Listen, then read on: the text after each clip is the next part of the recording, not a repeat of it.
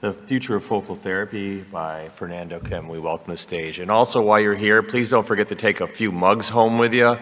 We ordered about 300. There's plenty for 1 or 2 or 3 per person.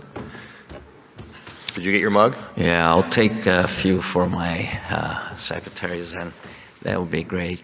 Thank you very much. I'd like to thank Tom Polasic, Rafael, and Art for the wonderful job you guys are doing here.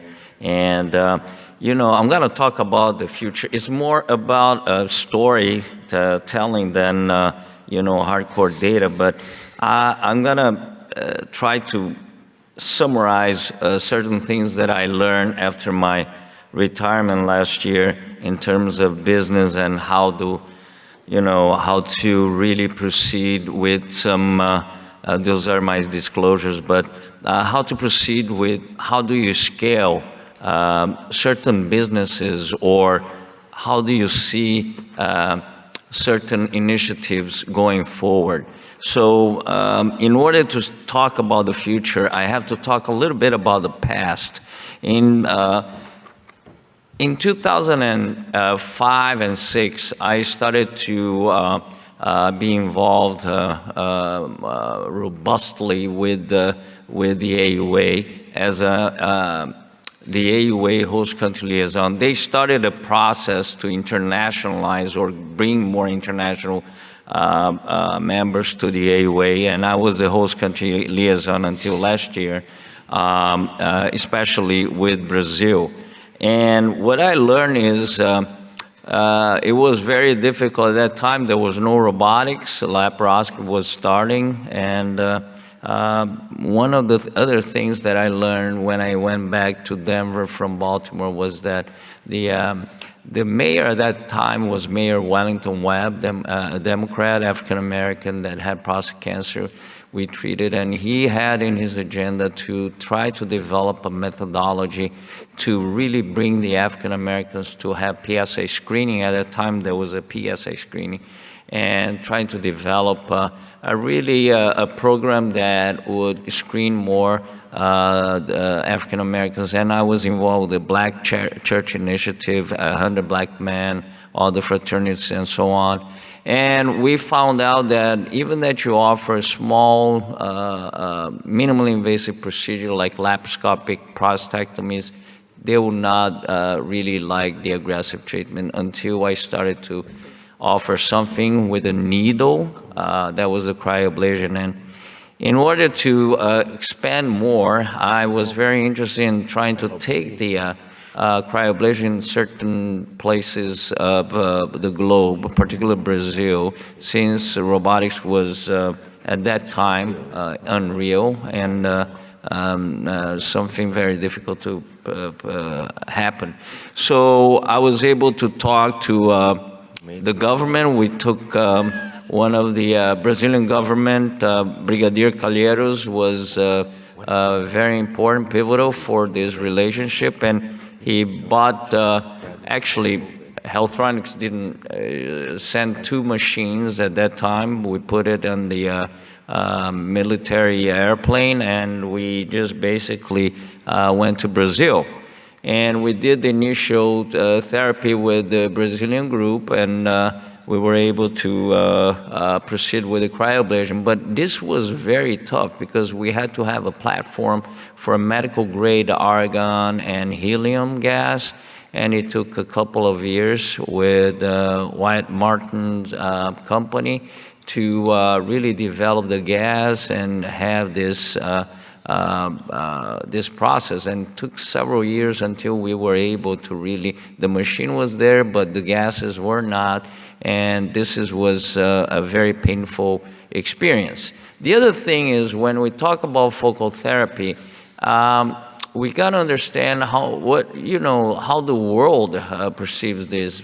Well, here in the United States, a lot of people are learning, our residents are learning transperineal prostate biopsy, how to do the access through the, you're going from the fecal to the transperineal access. And when I saw, I was trying to get a multi-institutional international group, and when I went to Brazil, it was interesting that the biopsies were not even done by urologists. Majority were done by radiologists. And so in order to do a focal therapy, you need to have that kind of knowledge. And so only now, in 2024, we started to really develop programs to teach residents and young urologists there how to do prostate biopsies transperineally. And this has been a very, very difficult process because also you need to get a CPT coding and so on. So what are the practical challenges that we learned, and I personally learned during this trip that I had to go through? Well, number one, you need to learn how to do transperineal approach and how to do the biopsy, how to do in order to do the MRI fusion and try to hit the target. Second, you need the machine, the technology. And since we're doing that, why urologists? I learned that interventional radiologists, during their fellowship, they're learning how to biopsy and treat the same thing at the same time. And why is prostate different from kidneys? And the question is, why do we have to do IRBs actually to do this, to get some preliminary data of prostate biopsies and treatment simultaneously? So I will show you some of the preliminary data that we had. Well, if you see all the energy devices that we discussed all these last few days, we see that there is a myriad of energy devices, energies that goes from HIFU to laser and all that. I will just add to that one other device that actually it's a new device in the market, but at the same time it is not, because we have pioneers like Luca Vusi that did animal studies, and this is a Faraday cage. It's a bipolar RF ablative device that actually seems to be the most reasonable device that we can have to approach the nerves, abut the nerves or sphincter, and do not cause any damage at all. We have other groups that also study this device, and it's been probably studied in the last 13, 14 years. And when the inventor is a French-Brazilian guy named thoracic surgeon, André Faure, that came 13 years ago and asked me to do some studies. I said, well, come back when you are ready. And about a month and a half, he asked me to help with some investments and some clinical trials. And so I saw this device being developed and being studied. Dr. Emberton did some, presented early results on this device, and then very recently in 21, he published this paper demonstrating that definitely, of course, the physics of this device, the bipolar RF, really works. Is between 60 to 100 degrees with a control of the impedance of the tissue, creating also denaturation of the protein and causing cellular death. And that kills any kind of cancer cells. The issue is that this is the device. There's a needle inside with one pole, and there's a spiral that you just have to have screw, and this actually develops this energy that is supposed to kill the cells and not cause any lateral damage, and that's the processor there. So it really checks the box that you can carry this and go to any kind of country or practice, and it's very feasible. You don't need gas, you don't need any other type of really fancy equipment, and it's very fast, 200 seconds, and you can see the impedance numbers, and you know that you're destroying the tissue. This is the ultrasonic ultrasound findings. You're going to see that white, really hyper image that you see, the whitening, is going to be the spirals, and you can see the placement.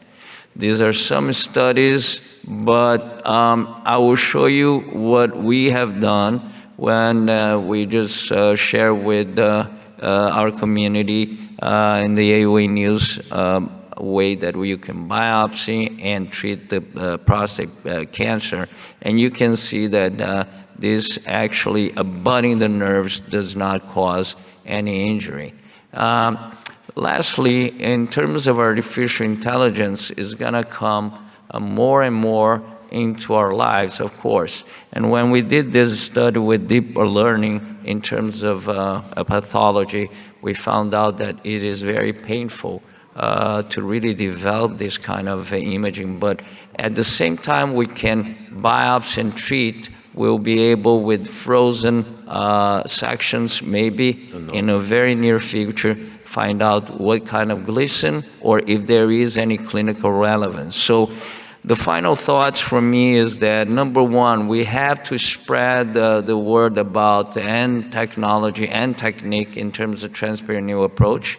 Second, I think the MRI fusion and biopsy and treatment is feasible. Interventional radiologists are doing that. AI, deep learning will be part of our everyday practice. And I think in the future we will have a multi-energy device developed to maybe abut the nerves and sphincters, and we'll have less lateral damage, and we'll treat the lesions effectively and with improvement of imaging also. So those are my thoughts, and definitely, Art, I will take a few mugs. Actually, you have 3 and 4 here. I'll take a half a dozen, and if you prepare, I'll take it home. Thank you so much. Thank you.